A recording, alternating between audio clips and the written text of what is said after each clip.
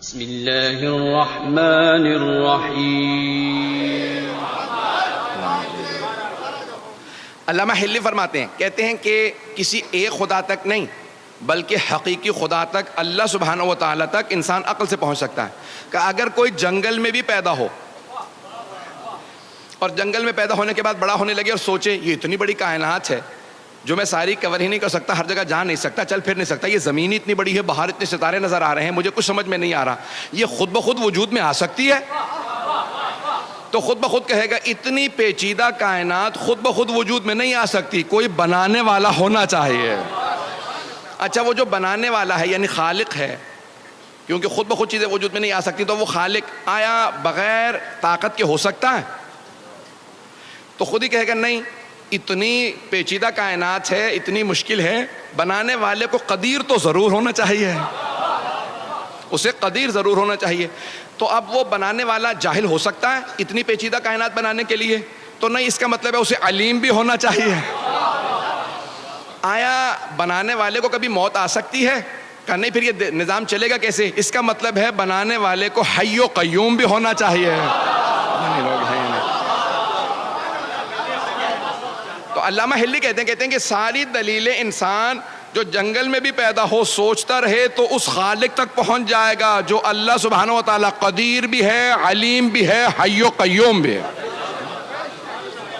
خود انسان اس حی و قیوم تک پہنچ جائے گا۔ امیر المومنین نے بھی اسی انداز سے کہا ہے، یہ اسی مولا کے فرمان سے انہوں نے باتوں کو لے کے آگے بڑھایا ہے۔ اگر سننا چاہیں گے میں آگے بڑھوں گا۔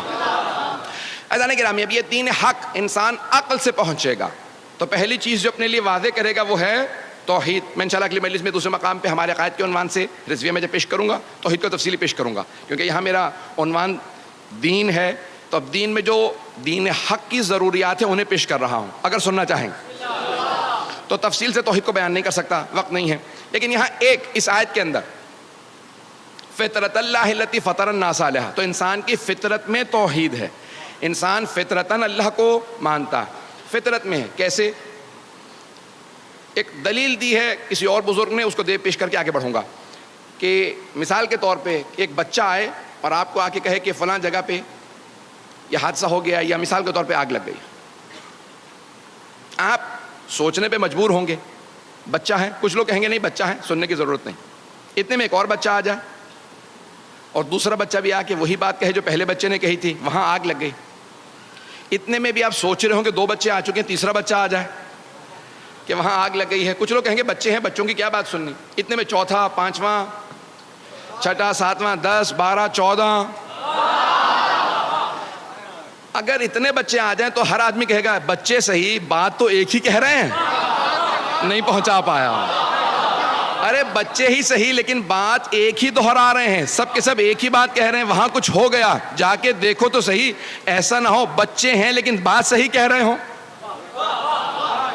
تو امیر المومنین فرماتے ہیں ایک نہیں، 1,24,000 بچے نہیں، انبیاء سب کے سب ایک کے بعد آتے رہے، ایک کے بعد ایک آتے رہے اور ایک ہی بات کہتے رہے، لا الہ الا اللہ، بس سب ایک ہی بات کہہ رہے ہیں، ذرا جا کے دیکھو تو صحیح، ایسا نہ ہو میں ہی غلط ہوں، کوئی خدا ہو۔ عزیزان گرامی، کوئی خدا ہے جو سب کے سب انبیاء ایک ہی بات دہرا رہے ہیں، اور پھر سب سے بڑی بات، وہ انبیاء پیسے والے نہیں تھے، دولت والے نہیں تھے، انہی لوگوں میں سے تھے۔ لوگ اپنے زمانے کے، ان کے زمانے کے لوگوں نے پتھر مار مار کے جان سے مارتے رہے، شہید کرتے رہے، آگ لگاتے رہے، سب کچھ وہ مرتے رہے لیکن ایک ہی بات دہراتے رہے، لا الہ الا اللہ۔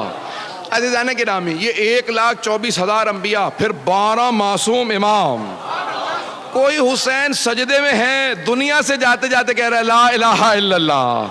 عزیزان گرامی، یہ سب دلیلیں ہیں کہ کوئی ایک خدا ہے، تو دین حق وہی راستہ ہے جو ایک خدا کی طرف دعوت ہے، جو دین حق ایک خدا کی طرف دعوت ہے وہ دین حق ہے۔ عزیزان گرامی، دوسرا جو اس دین حق کا سب سے بڑا کرائٹیریا ملاک، جو ہم نے کہا کہ ہر شے عقل سے واضح ہوگی، عقل سے۔ عقل یہ کہتی ہے کہ اگر خدا ہے، اور ابھی ہم ثابت کر چکے خدا ہے، تو پھر اس سے کوئی رابطہ برقرار ہو سکتا ہے، اس سے کوئی رابطہ ہو سکتا ہے۔ پھر اس کی صفات ہے، میں صفات میں نہیں گیا، وقت نہیں ہے، صفات ہے، اس میں عدالت آ جاتی ہے، عدالت کا ماننا ضروری ہے، وقت نہیں۔ انسان یہ سوچے گا اگر کوئی خدا ہے، اور ابھی ہم نے ثابت کیا خدا ہے، تو پھر اس خدا سے رابطہ ہو سکتا ہے؟ انسان تلاش کرے گا رابطہ ہو سکتا ہے، تو پھر کیسے ہو سکتا ہے؟ تو پھر انسان دیکھے گا کچھ ایسے ہستیاں آئی ہیں، انبیاء آئے ہیں جو کہتے ہیں ہمیں اللہ نے بھیجا۔ اگر اللہ سے رابطہ کرنا ہے تو پھر جن کو اس نے بھیجا ہے انہی کے ذریعے اللہ سے رابطہ ہو سکتا ہے۔ اسی کو وسیلہ بھی کہا جاتا ہے، توسل بھی کہا جاتا ہے۔